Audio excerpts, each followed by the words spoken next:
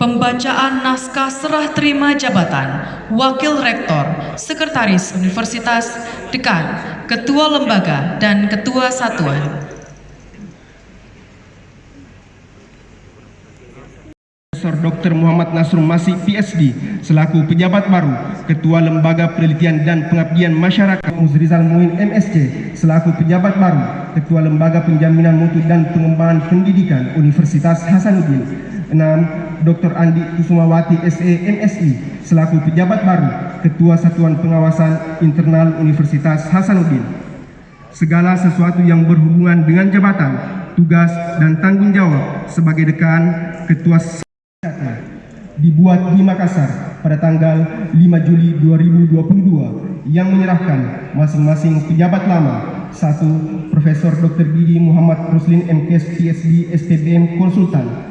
2. Profesor Subhan SSC MPharm SC PhD Apoteker. 3. Profesor Dr. Hamka MA. 4. Profesor Dr. Andi Alimuddin MSI. 5. Dr. Insinyur Prastawa Budi MSc. 6. Profesor Dr. Ahmadi Miru SHMH yang menerima masing-masing pejabat baru